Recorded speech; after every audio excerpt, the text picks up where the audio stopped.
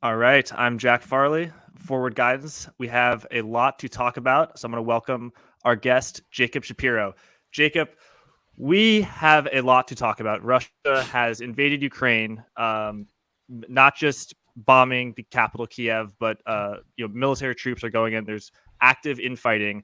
We just were watching Boris Johnson announcing a series of sanctions, and President Joe Biden announcing a series of questions. Broad strokes, what do you make of this? What's your broad strokes? Man, my broad strokes. So when we spoke 2 days ago, Jack, I mean, I was still thinking that that it was possible and even likely that what Russia was doing was that it was trying to create leverage through its military deployments to reach some kind of political settlement that it found advantageous in Kiev. It turns out that is absolutely not what Russia was planning to do. It seems like Russia actually decided what it was doing a long time ago, and that a lot of what it's been putting out at the diplomatic level and the political level was really just for show, and that Russia decided long ago decided what it wanted to do. What's happened in the last 24 hours, and I want to caution your listeners, the fog of war is a real thing. So a lot of the reports that we're getting right now, they will turn out to be unreliable. They will be sourced from hysterics and panic and all the sorts of things that happen when your country gets attacked. So you really have to parse through those developments and see what's actually going on. What we know for sure is that Putin said he is beginning a military operation in Ukraine. He said it was to protect Donbass, but he also made some pretty big sweeping comments about what he thinks Ukraine did. He thinks Ukraine is committing genocide in eastern Ukraine. It's not. He said that Ukraine wants nuclear weapons. It doesn't. He also said that he was going to demilitarize and denazify the Ukrainian government. And that's a big deal because that's Putin basically telegraphing to you that he does not see the Ukrainian government as legitimate. Now, shortly after those comments, Russia began attacking Ukraine on a number of different axes. It began really trying to degrade Ukraine's ability to defend itself from Russian troops. And that's still the stage of the operation that we're in now. There are Russian troops that have crossed from Belarus into Ukraine, about 4 hours drive north of Kiev.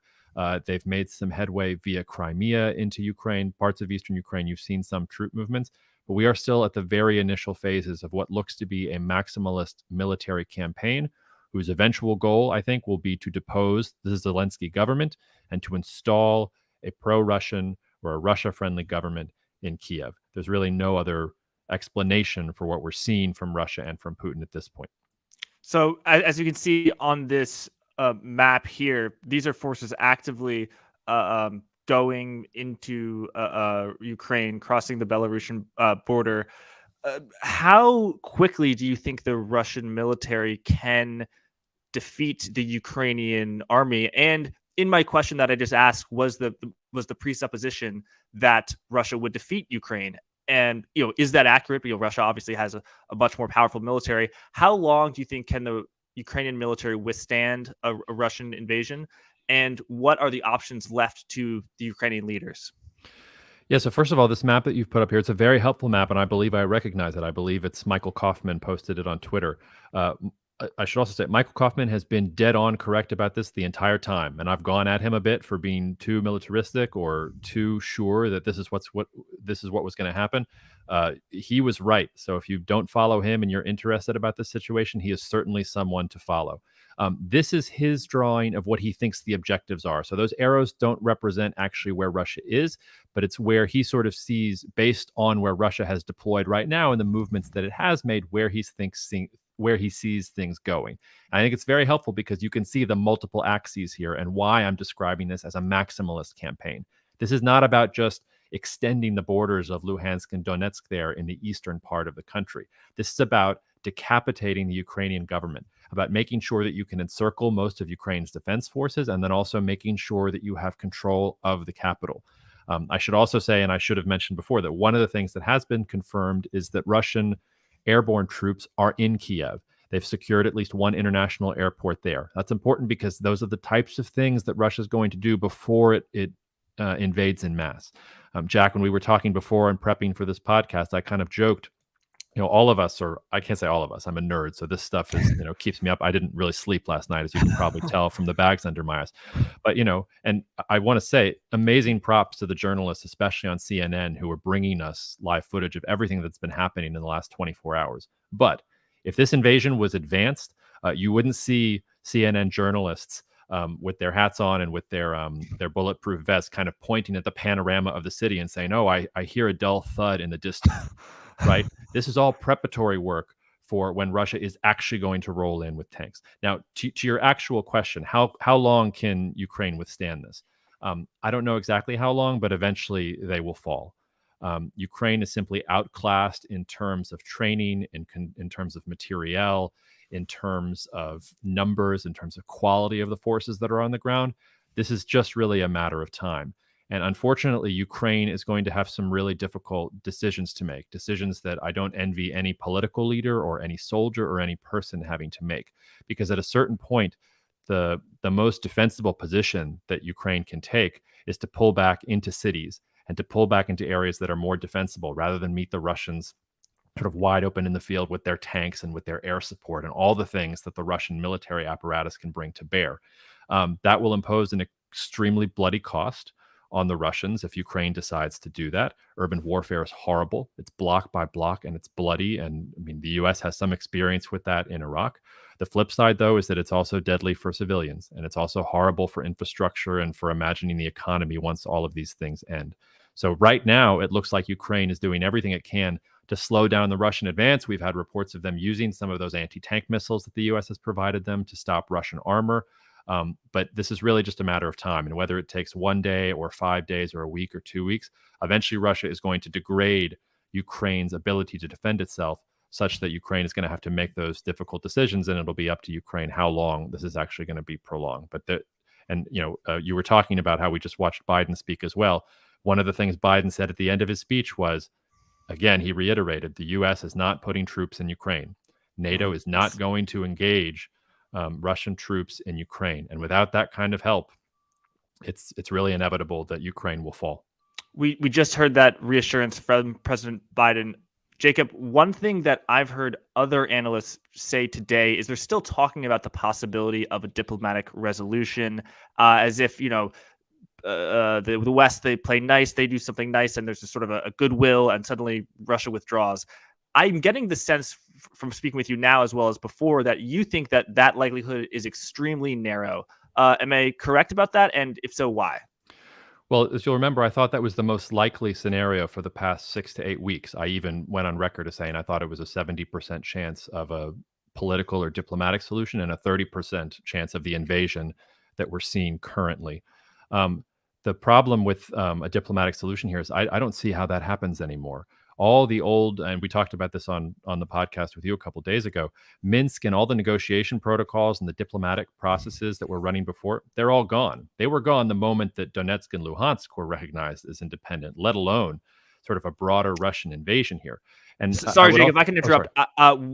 What is when you say Minsk, and also because I was reading on Pravda, which is the Russian sort of state media, they were saying the Minsk Accord is no more. So what is Minsk? What did it say? And now that it's no longer in play, why is that significant?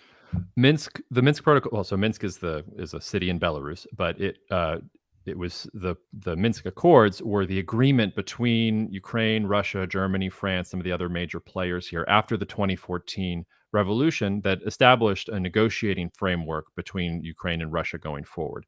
And the idea in Minsk was basically that Ukraine was going to be federalized, that Donetsk and Luhansk were going to remain a part of Ukraine, but they were going to be given autonomy and perhaps even a veto over certain aspects or even all of Ukrainian foreign policy. That is what Russia wanted. It pursued negotiations along that track for years and felt like it wasn't getting any progress. So that's all gone. That was the main framework for a diplomatic solution, and it's kind of out the door. If you want a geopolitical metaphor for that, think of the Camp David II Accords in the Israeli-Palestinian negotiations of the late 90s. It would be as if you just lit the Camp David Accords on fire in the middle of negotiations. That's kind of the effect of what happened there when you got rid of Minsk. But to your other point about where this is whether there can be a diplomatic resolution from here, I don't see it. And the reason is the reason that I thought a diplomatic solution was likely in the beginning was because I thought it was the best way for Russia to achieve its national interests. I still think on paper it would have been. I think Putin has actually made a pretty colossal long-term mistake here. But the same thing that made me think that Russia was going to go diplomatic solution also tells me that now that it has burned the diplomatic solution and it's deployed this level of force inside of Ukraine, they're not going to stop. The geopolitical imperative is very clear, and it's the same. And I'm glad you brought that map up you're showing right now. It's about getting to the Carpathian Mountains. If I can quote Catherine the Great, an old Russian empress from the 18th century, the only way Russia can defend itself is to expand. And it has to expand as far as it can. And the Carpathian Mountains is the best place for Russia to defend itself on the northern European plain a little bit better. And that's the border of Ukraine. So I don't see Russia stopping at all here. I don't take anything out of Russia seriously anymore. I mean, every step of the way, Russia has said, okay, we're doing this, but we're not going to go this far. Or yes, we've decided to recognize Donetsk and Luhansk, but we want to negotiate. In Putin's speech last night, he said, yes, we're protecting Donbass, but we don't want to occupy the country. I'm done with the buts. It's very clear that what Russia wants to do is it wants to have its political influence extend throughout the Carpathians, and it is doing that at gunpoint, not at the negotiating table. And Jacob, one thing you pointed out to me was the demographics of Ukraine, and this is a image showing, I believe the yellow is where troops have Russian troops have already invaded. But can you just talk about what the demographics are of in the east, in the middle, and then in the west as well, and how that shapes the influence within the country, as well as people's being receptive or not being receptive to a Russian invasion. Not being receptive being a total understatement, of course. Yeah, I'm going to give myself the liberty of giving you a slightly philosophical answer to that question, because ultimately all nation states are artificial. Some are more artificial than others, and sometimes national identity becomes more real for others, and sometimes national identity falls apart. So I'm not saying that Ukraine is not a nation or that its national identity is not mature when I say what I'm about to say. But Ukraine really is a collection of a lot of different ethnic groups and nationalities. Ukraine, in some ways, you kind of smush together a bunch of different Slavic populations and you get Ukraine's population. So if you look at Ukraine's demographics, some areas, they're Russian speaking, they are pro-Russian, they want to be part of Russia. That's Donetsk, Luhansk, even parts of Crimea. Other parts of Ukraine are Polish or are Romanian or are Hungary. And Ukraine has had political issues with all three of those countries, not the sort that they've had with Russia, but over those countries feeling like those ethnic groups were not being treated well in Ukraine. And then you have the Ukrainian national identity itself. So just always think in terms of the fact that there are no monoliths. Not every single person in Ukraine feels the same way. There are probably some pro-Kiev, pro-Western voices in Donetsk and Luhansk. Sucks to be them. I'd advise they get out. There are also probably some pro-Russian voices in Kiev. Nothing is completely monolithic. But broadly speaking, the further east you go in Ukraine, the more pro-Russian and the more Russian-speaking you're talking about. So in some ways, the areas where Russia has expanded so far on this map, if you put that map right over to a demographic and ethnic profile map of Ukraine, you'd see that those are the areas where the Russian speakers are most concentrated. And that's important, again, because it goes to what I'm talking about. We're in the initial phases of the operation. Russia is really just consolidating control in Ukraine where it's easy for Russia to do so. This is going to get real when you see Russian tanks and Russian armor with Russian air support rolling into those areas where there are hostile elements. And then we'll really know just what kind of resistance Ukraine can put up and how long they can slow down the Russian advance. If your analysis is right, Jacob, that this is kind of a slow-moving train wreck that has an end that is very likely, and the result of a resolution that is diplomatic is very slim. If you're right, then what do you think? What does that say about the state of financial markets, where we had an extreme financial stress that the markets have been having for a few weeks now? The price of Brent oil surging well above $100. All equity markets selling off hard, and the Russian ruble depreciating, the Russian credit default swap, cost to insure Russian bonds exploding higher, way above 2014 levels. But we can put up a chart of that later, and well as Russian bonds selling off. Do you think that the volatility is always a politically correct word for things go down? Do you think the volatility that we've seen today is kind of, today's day one? There's going to be 4 weeks of this. I don't know exactly how long it's going to last, but like I said, I think we're at the beginning phases here. I think people should not consider that, the main shock and awe happened last night and that now we're going to get back into a new normal. This is going to get worse, I think, before it gets better. And while there has been carnage in markets, I think a lot of that, if you want to take a silver lining from it, is panic, because the market tends to panic when there's any uncertainty. And this is a major military operation. We haven't seen anything like this in Europe, maybe since Georgia in 2008, although that was a lot kind of smaller scale than what Russia's contemplating and actually doing here right now. I will tell you, you might remember, I'm director of geopolitical analysis at Cognitive Investments.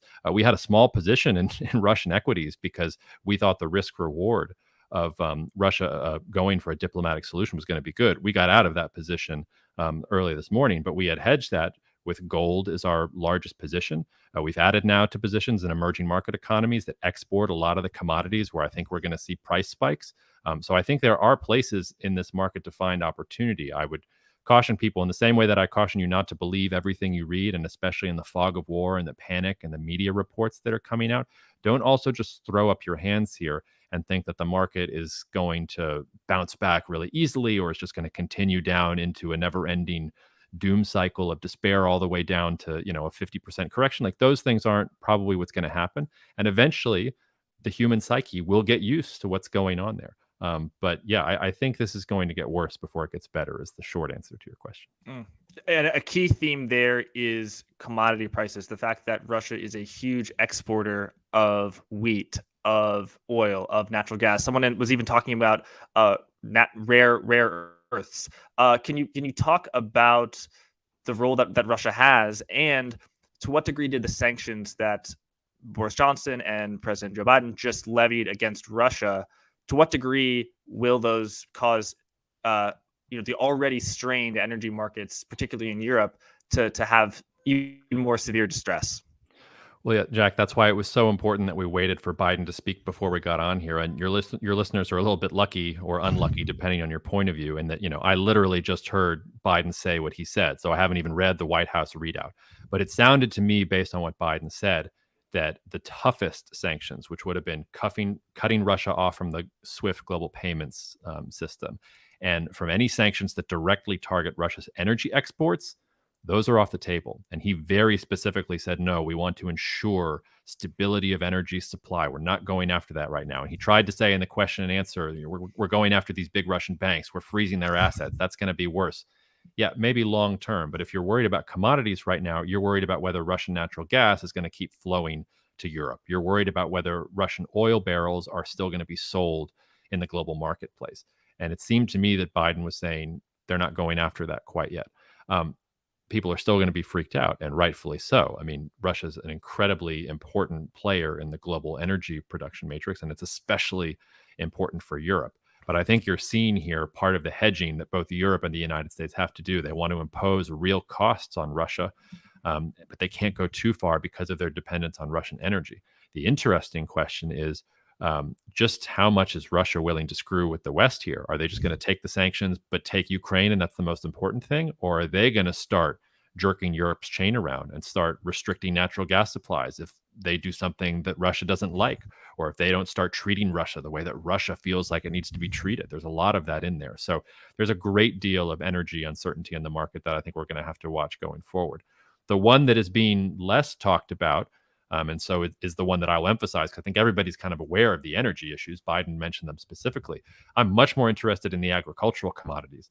Both Russia and Ukraine are major exporters of global cereals, something like 25% of global wheat exports, 25% of global barley exports. Ukraine's the fourth largest corn exporter in the country. And there's a lot of interesting things to watch there going forward. I saw Ukraine shut down their ports. So none of the Ukrainian exports are getting out. I don't expect them to get out anytime soon. Their navy's already been, what they had of a navy's already been decimated by the Russians. The Russians seem to be keeping things going, but the Egyptians canceled a wheat tender of theirs. I was reading just before we got on. We saw China, which had actually been restricting imports of Russian wheat for sanitary conditions or for some reason, waive those conditions and is now importing lots of Russian wheat. So they're trying to help out the Russians there. And then the other key flashpoint that I'm watching going forward is, what is Turkey going to do? Because Turkey sits right there at the Bosporus. That's the entrance and exit to the Black Sea. 50% of Russia's exports go out the Bosporus. 90% of Russia's agricultural exports go out the Bosporus. So Ukraine has asked Turkey to interdict Russian military ships there. If Turkey really wanted to help out, or if NATO really wanted to make life difficult for Russia, so that would be the sort of nuclear option that you would do there, because you'd cripple Russia, but you would also affect global commodities markets. So I think what we're seeing here from the West, I'm laying that. I don't want to scare everybody. I just want to have everyone realize what's at stake. That's not what's being talked about right now. Biden is clearly trying to hurt Russia as much as possible while minimizing the pain to the West, to the United States and its allies. He is not yet willing to have the West take any short-term pain in order to impose short-term pain on Russia. If Russia keeps going, if Russia does things that the United States feels it needs to respond to, if you start getting these cyber attacks that both sides have been warning about, there is actually still room for this to get a lot worse. But I came out of Biden's comments thinking, okay, there's a lot that's scary here. There's a lot of uncertainty, but a lot of these commodities, a lot of these markets, they're trying to thread the needle here and make sure that those trade flows keep going. Much harder than it sounds, but that seems to be what they're going to try to do, at least at the start. I think Biden definitely struck that tone, and Biden and Boris Johnson were very much in sync. But maybe one discordant note in their talks was, I think, Boris Johnson, and perhaps it was just rhetoric, it was just a throwaway line, but he did say we will reduce our dependence on Russian energy, and he made he pretty much said the exact opposite of Biden, and saying, you know, we don't really care about well, you would think it would be the opposite, right? That the United States, they would be more willing to impose sanctions on energy because, you know, the U.S. is an energy powerhouse and Europe isn't. But did you catch that, or was that just a throwaway line from Boris? Boris Johnson is a showman. I say that no pejorative judgment. I mean, this is the guy who, you know, goes on the zip line and waves his 2 British flags around with a helmet on. Like, he's a showman. And it's very easy for him to say that. He doesn't have to worry about that. The UK is not part of the European Union anymore. And this was part of why the pro-Brexit voices wanted that. The UK is not, I mean, it certainly has some dependencies on Russia, but it's not to the same level that the rest of Europe does. It's not the same level that Germany has dependence on Russia for energy. So it's fine for Prime Minister Johnson to go out there and say, I want to look really tough and I want to sound really tough. It's also a fact that the UK has been one of the prime places for Russian oligarchs to park their assets overseas, and that the UK has been a very friendly place for Russians to go for years. And that, sure, Johnson has said things to threaten that going forward as a result, but that it's mostly been threats. The US is really thinking in terms of its transatlantic partnership, both with the UK and with Europe. And one of the things Biden has done since day one in office is try and improve the relationship with the European Union, which was really damaged under the Trump administration. And he's trying to let Germany and France and Poland and Romania and the Baltics know that the US is taking their concerns into account, and that the US is going to be there and have their back and wants that relationship going forward. So I wouldn't pay too much attention to Johnson. I think he's ultimately going to he's going to go along with the alliance network. It actually looks good for him, because I saw he actually said, yeah, we should be considering SWIFT. Why don't we knock these guys off SWIFT? That's nice. He gets to look really tough without actually have to doing that, because he knows that France and Germany and some of these other states don't want to do that. So there's a lot of political showmanship here to come from a lot of different actors, and that's most of what I take from Johnson at this point. Thanks for laying that out. Jacob, could you explain what's been going on with Russian bonds? I've seen reports, you know, from the Financial Times that the U.S. is banning the trading of Russian bonds in secondary markets. They've already banned primary markets. Primary market is when, you know, I issue a bond to you, Jacob, and you buy it, and that's primary. Secondary is when you sell it to someone else. What is the significance of that, and what degree does Russia actually use its bond market to fund its government expenditures? You know, if it runs a huge government surplus, you really don't need to. It's kind of, you know, bond market's sort of just there to provide stability. Yeah, there's a reason that was in the first round of sanctions. The first rounds of sanctions were a slap on the wrist.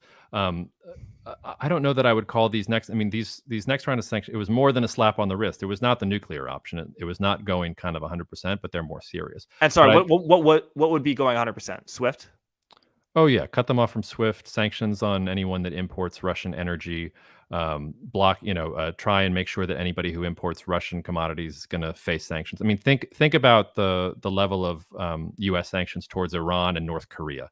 That's what a nuclear option of sanctions looks like. We're not even close to that yet. And again, that's because of constraints. There are certain things that the United States can't do, even if it wants to do.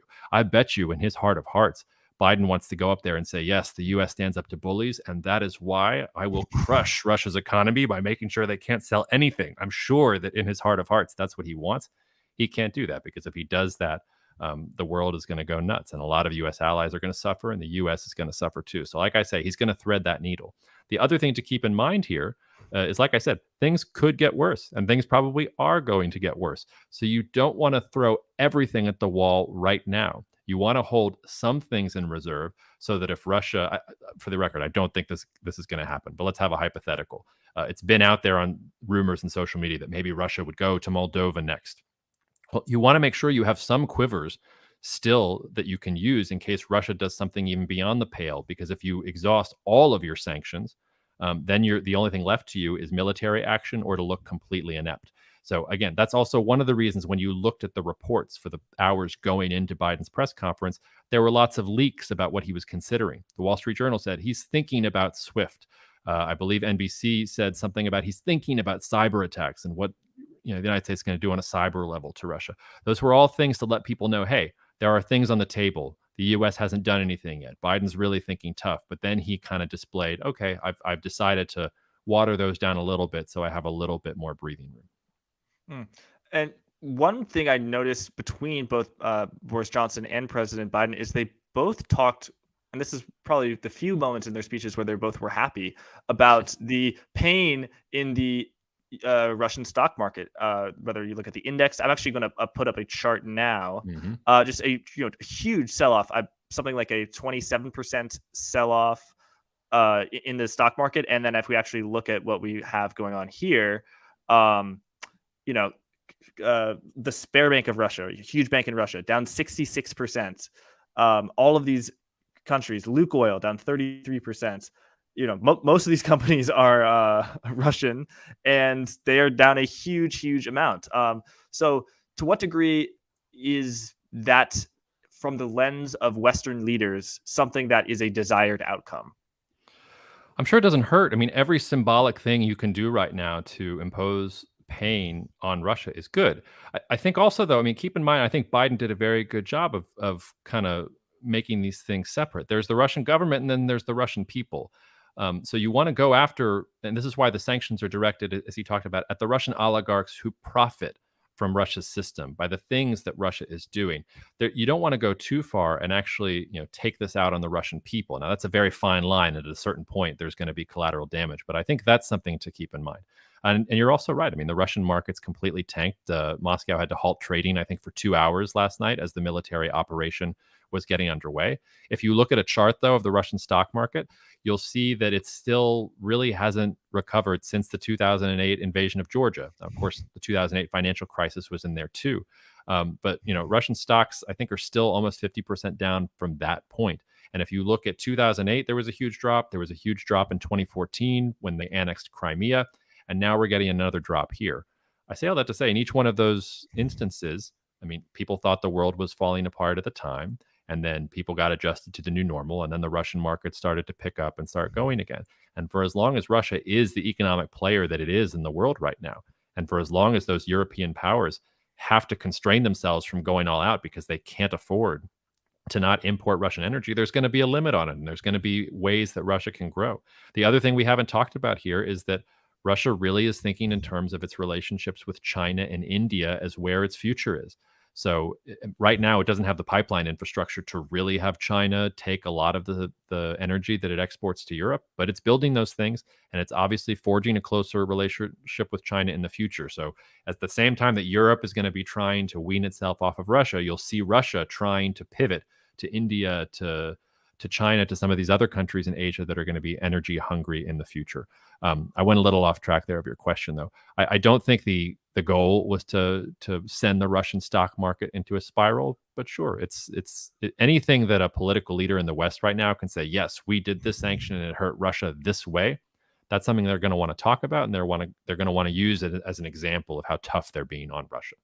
And how targeted can those sanctions be against those oligarchs? I've heard many press spokespeople as well as leaders say we're targeting oligarchs. So Putin's money is gone, but we're not going to harm the people of Russia.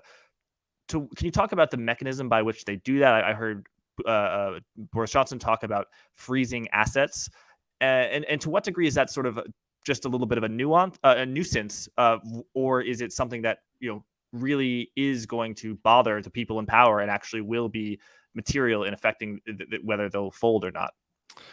With the proviso that I'm not a sanctions expert, but you can target them as kind of specifically as you want to. I mean, you can get right down to making it so certain people can't do business anywhere outside of Russia.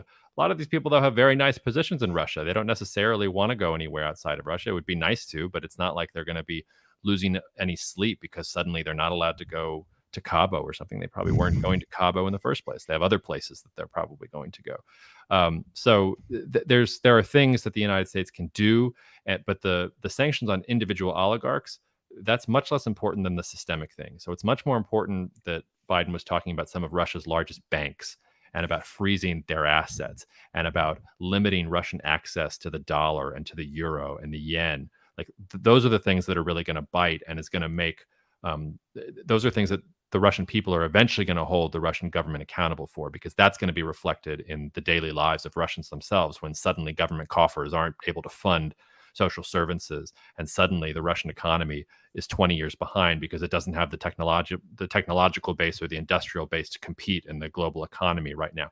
That's one of the reasons I think Biden was saying in his sanctions speech, we're playing a long game here.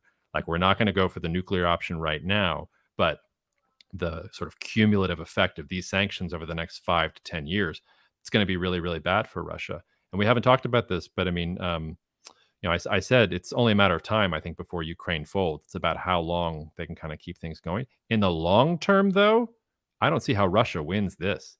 I think Putin has taken a short-term victory for really a long-term decision that is pretty disastrous. I mean, we saw this movie before in the Cold War. Russia couldn't hold when it extended this far, and Russia is much poorer and much more demographically unstable and much weaker than it used to be when it was the Soviet Union. So I think in that sense, the U.S. is actually onto something. If you want to make Russia less of a threat, it's not about shock and awe today. It's about making sure that in 5 years, Russia doesn't have the capability to even consider something like this anymore. And Jacob, this is a bit of a in the weeds question, but when you talk about the sanctions against the banks, the asset freezes, what exactly happens there? And what were Russian banks like, let's say Spare Bank of Russia, which is down 66% compared to yesterday? What can't Spare Bank do today that it could do yesterday? And how does that hurt the people of Russia too? Yeah, again, not a sanctions expert, so I won't pretend to be a sanctions expert. But at the simplest level, let's take VTB, like the second largest bank in Russia. Let's say they have 200 billion of assets or something in the United States. Those assets are frozen; they stay there. So if the market cap for some of these banks was, I don't know what the market caps for these banks are, but let's say the market cap is 800 billion for one of these banks and they have 200 billion of assets in the United States. If they're frozen, they don't get that money anymore. Like overnight, they're worth a quarter of what they were before. Iran has extensive experience with this.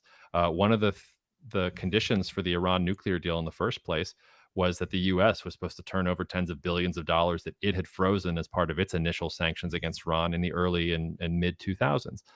So it's really as simple as any dollars, any assets that are in the United States, they stay there. You can't take them out, and they'll stay there until the United States decides that you've done whatever you need to do to satisfy what the United States wants. Well, Jacob, we've got a lot of people viewing, about 400 people. Wow. People have been commenting as we've been talking. We had some questions, but if folks want to ask Jacob a question, please post them now, and I'll try and get them in before we end this talk. Jacob, one thing I'm curious about is who is going to, if the Ukrainian government falls, what is going to replace them? It's not going to be Russia, right? It's going to be some sort of different regime. What is that going to look like? I'd be lying to you if I told you that I knew. It's also not a job that I imagine many people would want. In every single situation like this in history where you have an invading, occupying power, though, they find collaborators that are either willing to for their own profit, or because they think that they are able to serve as an intermediary and make things better for the local population if there's sort of an adult in charge in the room. But yeah, what Russia's going to be looking for is somebody that can command some level of legitimacy and respect in Ukraine, and that is not going to run afoul of Russia's interests. It's going to be very difficult. And that's why I say, like, kind of long term, like, Russia's in for a very difficult situation here. They've turned an entire population, or the entire population of Western Ukraine, against them. So even if Ukraine's conventional defenses are not able to withstand the Russian onslaught for more than a couple of weeks maximum, you can have an ongoing insurgency in Ukraine indefinitely. This is a country that's larger than France in terms of total area. It's a country with over 40 million people. So it's going to be very difficult to maintain that control and just drop in a leader and then go home. Like I said, this isn't the Soviet Union. You don't have the ideology of global communism and the relative strength that the Soviets had for areas that were completely decimated by World War II and had no real appetite for resistance. You've got a Ukrainian national identity that's been really growing and becoming stronger in the last 10 years because of Russian aggression. So for all of those reasons, I think it's going to be very difficult for Russia to just pick someone and put up a mission accomplished banner and go home. I think it's really going to be, Putin said he didn't want to occupy Ukraine. Fine, then you're going to lose it. Like, the only way Russia keeps its gains right now is that it's in control and it has the monopoly of force in Kiev. So they can put whoever they want in charge, but that person's only going to be in charge as long as Russia guarantees them, just as Russia did for Lukashenko in Belarus, and as they just did in Kazakhstan. Jacob, I'm very glad that we've gone, close to 40 minutes already, and we haven't yet tried to go deep inside Putin's head, which is what a lot of commentators do. But you did mention, it's not the Soviet Union anymore. When it was the Soviet Union, they could say, "Oh, we are spreading, the good works of the immortal science of Marxist-Leninism." They had an ideology. What is their ideology now? The reasons that I could gather from reading Pravda, Russian newspaper, were sort of, the reason that Putin said was pacification and denazification. Tell us, what do you think he meant by that? What was he referring to? And are people sort of accepting that? Is that something that's palatable to a lot of Russians? Yeah, so there's two separate things there. And as for, spending time in Putin's mind, doesn't seem like a very nice place to spend time right now, does it? I'm not sure that I could handle that level of paranoia and suspicion in my own life. The ideology is Russian nationalism, and that makes it both stronger and weaker than the Soviet Union. So the Soviet Union really had global ambitions.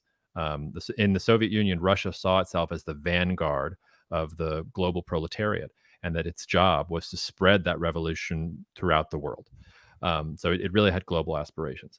Putin has defined things much more narrowly. He thinks of himself as the leader of Russians. He's a Russian nationalist. His job is to make sure that Russia is safe and is protected and expands to its historical heritage and things like that. That is why he was not interested in annexing parts of Georgia in 2008. That's why he did not want to annex Donetsk and Luhansk. Those are independent republics. It's why he has let Belarus have this charade where they pretend to be an independent country. It's why he's not going into Central Asia and conquering. Those are not Russian countries, technically. But still, there is this sort of idea of Slavic nationalism, and as Russia as the protector of Slavic nationalism. And to the extent that he has an ideology, it's about protecting Russians around the world. So in the areas where there are a large number of Russians, that's a very compelling argument. It's the same sort of argument that Hitler made in the early 1930s. I'm going to expand in the areas of Central Europe where there are German speakers. Those were sort of the first salvos before Hitler lost his mind and went off and thought he could conquer the world. It was supposed to be about, no, we're going to protect the Germans. Russian nationalism is the ideology. Denazification is not the ideology. That is Putin telling you he thinks the Ukrainian government is illegitimate. It was in some ways, I won't say it was the scariest part of his speech yesterday, because the scariest part was when he said, we have nuclear weapons. So anybody who tries to interfere, you just remember how we have nuclear weapons. Like, that was pretty dark. But the second scariest thing, and the scariest thing if I was a Ukrainian, was him saying that he wants to denazify the Ukrainian government, because that's him saying, your government is run by a bunch of Nazis. I don't recognize them. They're committing genocide against the Russians. They must be removed. So he's kind of betraying what his goal is going to be, which is regime change in Ukraine, by saying denazification. The other thing to keep in mind, and this goes to kind of ideological history in general, which is that even though Russia is no longer communist and doesn't pretend to be, back in the day, fascism and communism were the two real competing ideologies. It didn't start as communism versus liberalism. That sort of happened after World War II.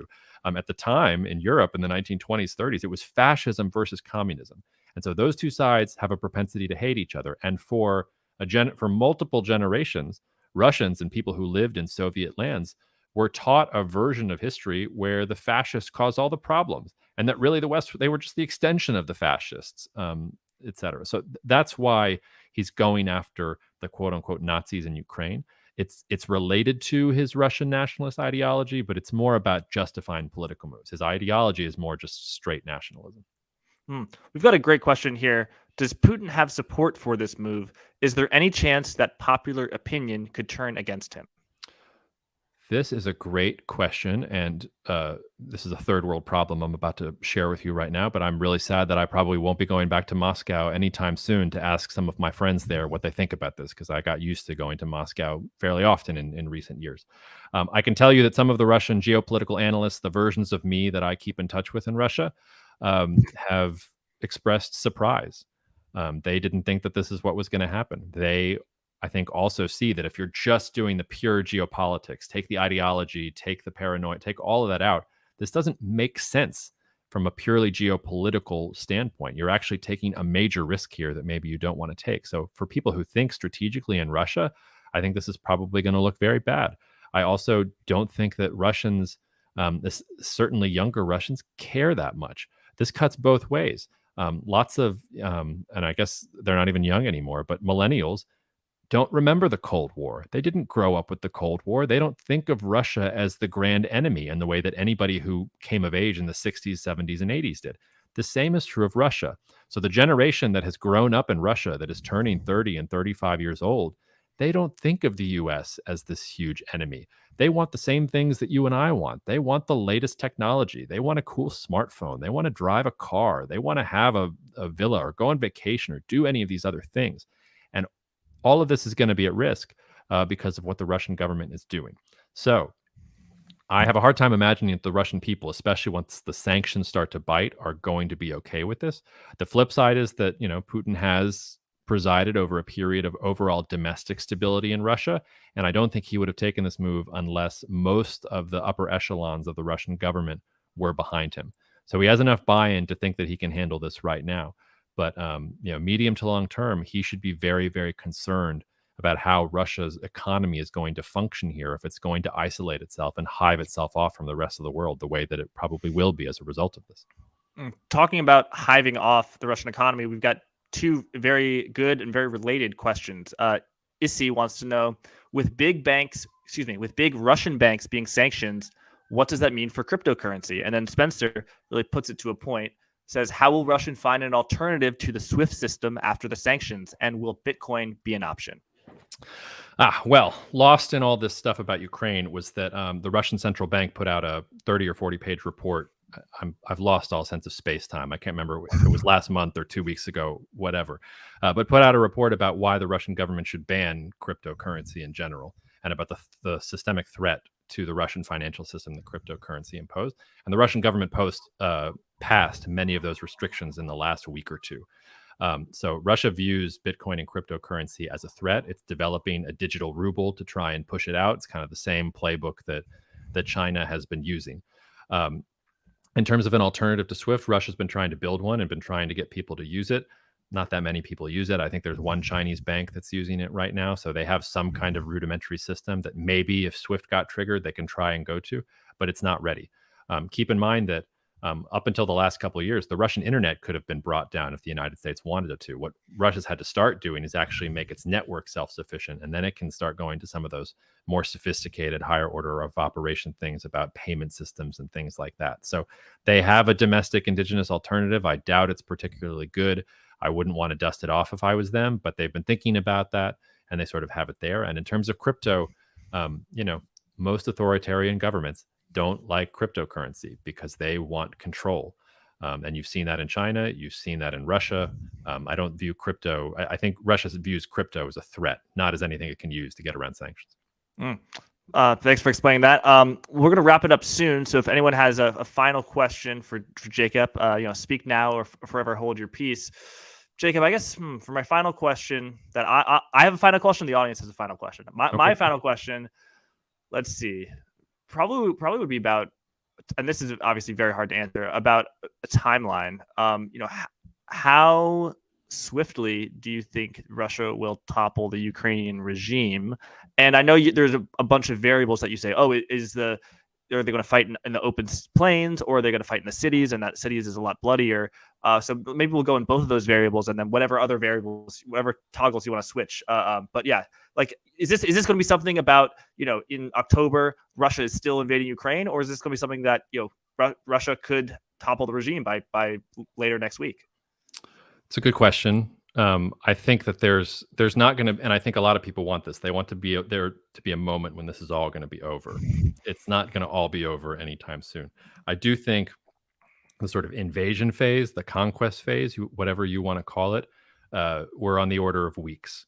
Could it take a month or two? Maybe, but I sort of think we're in that 3 to 4 week timeline for when Russia's going to actually have the monopoly of force inside Ukrainian territory. It could be even sooner for a lot of the variables that we've already talked about. But long term, holding Ukraine, propping up a government that Russia likes, like I said, that process is going to take a long time. And I don't think Russia will probably make a big show of its soldiers coming home. It did that in Syria. It said it brought its soldiers home. It just kept them there the whole time because it had to keep the Assad regime in power. That's why I say I think Putin maybe has bitten off a little bit more than Russia can chew, because I don't think he can just pick someone with enough domestic legitimacy and leave them there. He is going to have to, in the same way that he has kept Lukashenko in power, make sure that the Russian military is there to support whatever leader is replaced. And unlike Belarus and unlike Kazakhstan, Ukraine is a large country with tens of millions of people who already were suspicious and angry at Putin, and will be even more so after the destruction and death that happens as a result of this invasion. Thanks for that. We've got a beautifully broad question from Ray, who says, macro, what are your thoughts? How will this play out? So you can take that direction, and take that direction and take a walk with it. But maybe I'll put a little flavor on it, which is the shipping crisis, the fact that shipping rates, they've gone down, but they're causing inflation, and there's people demanding way too many goods. There's a supply chain crisis. To what degree does this exacerbate that because of perhaps blockades of Ukrainian ports? Yeah, Ray, thank you for making me want to light myself on fire with that question. That was good. Why do I want to light you on fire? Well, because it's just like, why is the sky blue? Like, what is Putin going to have for breakfast tomorrow? What macro? Tell me what your thoughts on it. It's so vague. But although I say, when you're interviewing people, sometimes open-ended questions can be good, because it's just like you let the guest walk. If someone's, I was going to compare a guest to a dog, which is not rude, but like when you're walking a dog, like the dog wants to go where it wants to go. You should let it go. I guess so. Though sometimes you start walking in circles. It does give you a blank canvas to paint on. I've kind of already alluded to this at the macro view. So at Cognitive Investments, like, our largest position has been gold, even though we thought the diplomatic solution was the most likely. We knew that there was another possibility here and that the other shoe could drop. So, the way to position yourself right now, I think gold is really interesting. And you're seeing that with gold doing well and Bitcoin and some of these other cryptos going down. Energy is obviously a big one, and where we've been exposed as well, whether it's oil, natural gas, coal, kind of across the spectrum. There's going to be a lot of headwinds there. And then the other commodities markets where Russia is deeply involved are places like wheat, like corn, like barley. Nickel is a really interesting one to watch, because nickel is crucial to making stainless steel appliances. It's crucial to batteries and all the Teslas that everybody wants to drive around. Russia's a top exporter of that. Maybe the one that concerns me the most, and there are different ways to play this, but both Russia and Belarus are major exporters of fertilizers. And Belarus actually already declared force majeure on its fertilizer exports last week before any of these things went wrong, and fertilizer prices were already very high. So if you're looking at the macro situation, I think what you're interested in is you're interested in things like gold, like energy. You're interested in emerging market economies that export some of the commodities that I'm talking about. So if you've got countries like Chile that have lots of fertilizers or copper or lithium, or if you have countries like Brazil that also export things like soybeans and wheat and corn, they have drought problems there. But overall, that's the profile, I think, of the type of macro environment that you're looking to take advantage of based on what's going on right now. Mm. I'll throw a final thing at you, which is someone name dropped the pretty niche metal palladium. So, what do you think about that? Well, I mean, we're in the platinum group metals right now, and Russia is a major exporter of platinum group metals. I mean, I could do a whole conversation with you just on this about how sort of the U.S. mining industry is going to radically transform here over the next 5 to 10 years. Because for a long time, China's been the dominant player in rare earth elements, and Russia's been a dominant player in platinum group metals. And the U.S. has the capacity and the resources to mine these things and refine them itself. It didn't have to anymore because that was the beauty of globalization. Let the Chinese destroy their environment by refining rare earth elements for cheap. Let Russia, dig up and strip mine its entire country because they want to dig in the ground for these things that they sell to us, and then we turn into iPhones that we charge a premium for, sort of thing. That's all going to change. And maybe I'm actually glad you kind of ended with this, because from the real macro perspective, this is the way to think about this. We're going from a unipolar world where the United States was the dominant power to a multipolar world where you're going to have a lot of different power centers and sphere of influences around the world. And that's not the type of process that just kind of happens smoothly in a linear process. You kind of go on for a period of time, and then you get a sharp disruption like the one that we just got, and you get a disconnection, and then you get things kind of scurrying around and trying to get back to it. So I think in general, this is going to be give a tailwind to miners and folks that are in the United States or in other countries that have these resources and see, oh, like globalization is receding. We're going through a globalization recession, but maybe I could be the palladium provider for the American sphere of influence. Or if I'm Russia, hey, maybe I can use my wheat exports to guarantee the food security of Central Asia because they have water problems and they're having problems with food production. So instead of exporting the wheat abroad, okay, we're now going to use the wheat and make sure that Kazakhstan and Uzbekistan, all these other stands, kind of stay on our side. So I think in terms of the palladium question really opens the door to what does a multipolar world actually look like. And it means 5-10 years from now that some enterprising young person or company is going to be filling the gap for palladium that is currently sourced from Russia. The difficult thing for markets, and the reason markets are sharply down, is because that doesn't happen overnight.